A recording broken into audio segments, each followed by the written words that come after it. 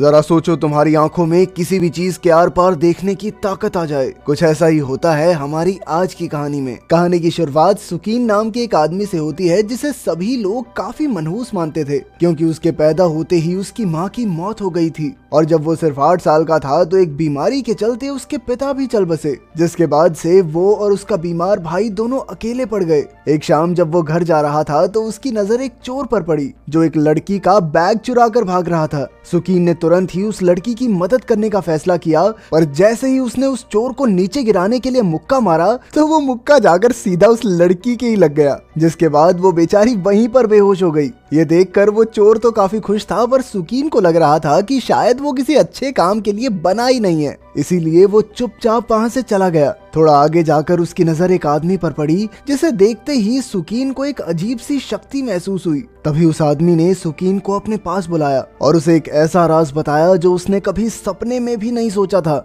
असल में सुकीन उस आदमी का ही बिछड़ा हुआ बेटा था जो काफी समय पहले उससे अलग हो गया था। साथ ही उस आदमी ने बताया कि उसके पास कई रहस्यमयी जादुई शक्तियां हैं, जिनमें से एक शक्ति अब वो अपने बेटे सुकीन को देना चाहता था। इसके बाद उस आदमी ने जादू की मदद से सुकीन को एक ताकत दी जिसका नाम था सुनहरी आंखें। उस आदमी ने बताया कि ये ताकत समय के साथ बहुत बढ़ जाएगी, पर सुकीन को इसका इस्तेमाल सिर्फ अच्छे काम के लिए करना होगा। इस ताकत के शरीर में आते ही सुकीन वहीं पर बेहोश हो गया और जब सुबह उसकी आंख खुली तो वो एक रोड पर पड़ा हुआ था। दूसरी तरफ एक रॉक स्टैंप की नीलामी शुरू होने वाली थी, पर तभी ऑलिव नाम की एक औरत ने उस रॉक स्टैंप को एक नकली स्टैंप से बदल दिया और फिर उस असली स्टैंप को एक किताब में रखकर टेबल के नीचे छुपा दिया ताकि वो उसे बाद में ले जा सके। पर उसके वापस आने से पहले ही वो किताब नीचे गिर गई और एक सफाई कर्मचारी ने उस किताब को उठाकर कूड़े में फेंक दिया, जिसके बाद वो किताब किसी तरह एक दुकान में पहुंच गई जो सुकीन के इकलौते दोस्त जैकिन की थी। थोड़ी देर बाद सुकीन भी वहां पहुंच गया और उसने अनजाने में वो किताब खरीद ली। इसके बाद वो उस किताब को लेकर अपने घर गया जहां उसने अपनी भाभी के साथ खाना खाया। तभी उसकी नजर अपनी भाभी के चेहरे पर छाई हुई उदासी पर पड़ी जो उनके घर की हालत की वजह से थी। असल में उसकी भाभी ही घर का सारा खर्चा चलाती थी और उसके भाई की दवाइयों से लेकर सुकीन की पढ़ाई का खर्चा सब कुछ बहुत ज्यादा हो रहा था। सुकीन समझ गया था कि उसे जल्द ही कोई नौकरी ढूंढनी पड़ेगी, पर उसकी भाभी ने उसे सिर्फ पढ़ाई पर ध्यान देने को कहा। इसके बाद सुकीन अपने कमरे में गया जहां उसे अपनी शक्तियों का पहली बार एहसास हुआ। असल में अब वो चीजों के आर पार देख सकता था और तभी उसकी नजर किताब के अंदर मौजूद उस रॉक स्टैंप पर पड़ी।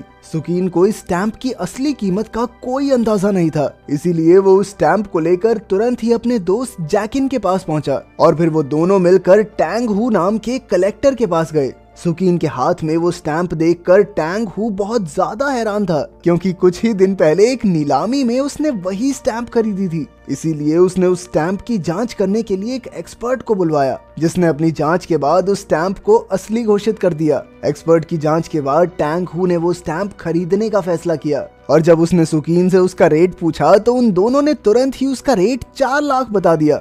अपने हाथ में इतने पैसे देखकर सुकीन बहुत ज्यादा खुश था। जब टैंग हू को पता चला कि सुकीन को वो स्टैंप एक किताब के अंदर मिली तो उसने सुकीन से कहा कि वो बहुत किस्मत वाला है। उसने सुकीन को एक स्टोन गैम्बलिंग कॉन्टेस्ट में साथ चलने को कहा, पर सुकीन इसके लिए तैयार नहीं हुआ। उधर हॉस्पिटल में सुकीन की भाभी एक डॉक्टर से बात कर रही थी। असल में सुकीन के भाई के इलाज के लिए 10 लाख रुपयों की जरूरत थी और इतने पैसे इकट्ठे करने के लिए उसे थोड़ा समय चाहिए था, लेकिन डॉक्टर अब उन्हें और टाइम देने के लिए बिल्कुल तैयार नहीं था। पर तभी सुकीन वहां पहुंच गया और उसने डॉक्टर के सामने सारे पैसे रख दिए, पर डॉक्टर ने उसे बताया कि अब भी 6 लाख कम है भाई इसमें। ये सुनते ही सुकीन को टैंग हू के बताए हुए उस कॉन्टेस्ट की याद आई और उसने पैसे इकट्ठे करने के लिए टैंग हू के साथ जाने का फैसला किया। इसके बाद वो लोग एक शहर में पहुंचे जहां उनकी मुलाकात चैंग नाम के एक बहुत बड़े कलाकार से हुई। चैंग के घर खाना खाने के बाद सुकीन बाहर बाथरूम करने के लिए गया, जहां अचानक से उसकी मुलाकात उसी लड़की से हो गई जिसे उसने उस रात मुक्का मारकर बेहोश कर दिया था। सुकीन ने तुरंत ही उस लड़की से माफी मांगना शुरू कर दिया, जिसके बाद उसने अपना नाम लुयिन बताया और धीरे धीरे उन दोनों में दोस्ती की शुरुआत भी हो गई।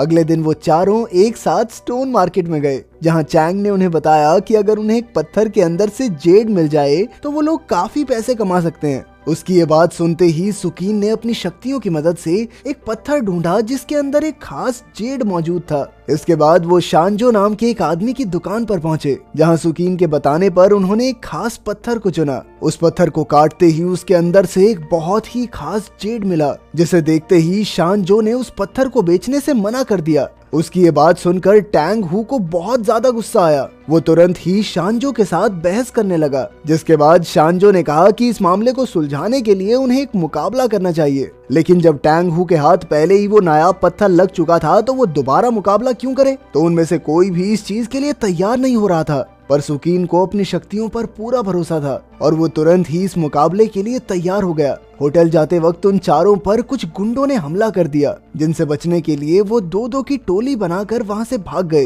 पर इसी बीच सुकीन और चैंग को थोड़ी बहुत चोटें आ गई। वापस होटल जाकर चैंग ने टैंग हू को बताया कि असल में वो और शान बचपन में दोस्त हुआ करते थे, लेकिन अब अपने काम की वजह से वो दोनों एक दूसरे के दुश्मन बन चुके हैं। उधर लू यिन सुकीन की देखभाल करने में लगी थी, जिस वजह से उन दोनों की दोस्ती काफी बढ़ गई। अगले दिन सुकीन और लुयीन एक साथ शॉपिंग करने के लिए मॉल में गए और जैसे ही लुयीन कुछ कपड़े ट्राई करने के लिए गई, तभी कुछ आदमियों ने वहां आकर सुकीन को बंदी बना लिया। इसके बाद वो लोग सुकीन को वैन में एक खास जगह पर लेकर गए, जहां शान उसका पहले से ही इंतजार कर रहा था। वो चाहता था कि सुकीन होने वाले मुकाबले में उसका साथ दे, जिसके बदले में उसने सुकीन को 10 लाख देने का वादा भी किया। पर सुकीन ने इस ऑफर को सीधा ठुकरा दिया और चुपचाप वहां से जाने लगा। पर तभी शान ने उसे रोककर इस मुकाबले से दूर रहने को कहा। देख, अगर मेरा साथ नहीं देना तो किसी और का भी मत दे दियो, वरना तेरे पूरे परिवार को खत्म कर दूंगा मैं। वहां से निकलकर सुकीन सीधा मॉल में पहुंचा।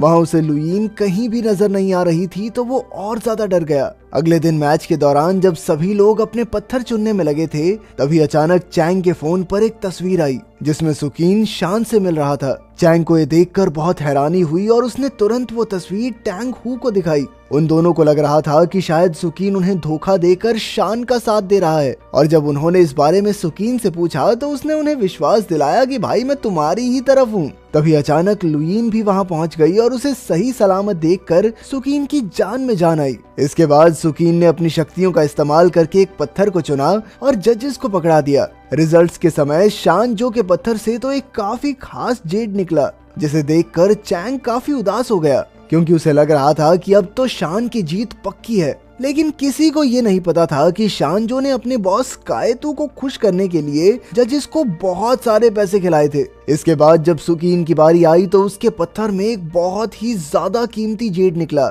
जिससे वो इस मैच का विजेता बन गया। पर शानजो इस बात से बिल्कुल भी खुश नहीं था। उसी शाम सुकीन ने लुयीन को एक खास ब्रेसलेट तोहफे में दिया और अब धीरे धीरे उनकी नजदीकियां बढ़ती जा रही थी। उधर शानजो अपने बॉस कायटू से अपनी हार के लिए माफी मांगने में लगा था, लेकिन कायटू बहुत ज्यादा गुस्सा था और उसके इस गुस्से को शांत करने के लिए शानजो ने उसे ड्रैगन स्टैंप लाकर देने का वादा किया, जिसके बाद कायटू उसे एक आखिरी मौका देने के लिए तैयार हो गया। लेकिन अब शानजो के पास गलती का कोई मौका नहीं था। उधर सुकीन और उसके साथी अपने पत्थर से निकले जेड से बने ब्रेसलेट की नीलामी के लिए पहुंचे, जहां उनका ये ब्रेसलेट 80 लाख का बिका।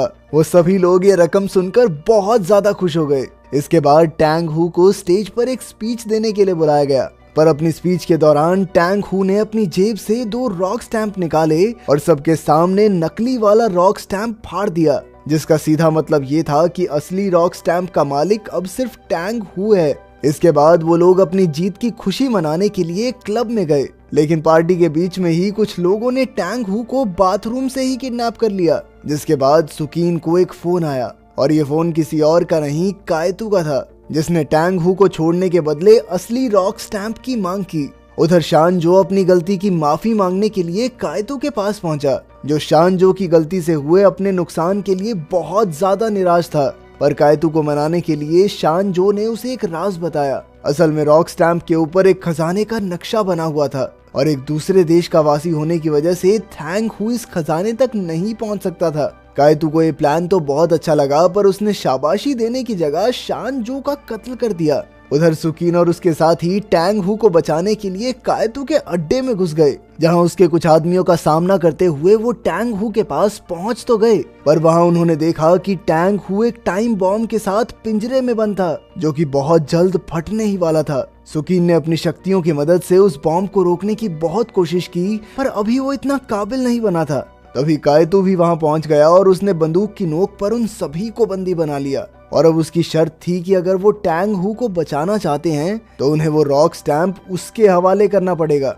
उनमें से किसी को भी समझ नहीं आ रहा था कि आखिर वो अब क्या करें। पर तभी लुईन ने कायतो का ध्यान भटकाने के लिए अपने हाथ से ब्रेसलेट निकालकर उसकी तरफ फेंक दिया, जिसका फायदा उठाकर सुकीन और चैंग ने एक दूसरे पर काबू पा लिया। कुछ दिनों बाद सुकीन के सपने में वही आदमी आया और इस बार उसने सुकीन को एक दूसरी जादुई शक्ति दी, जिसकी मदद से वो बीते हुए कल में देख सकता है।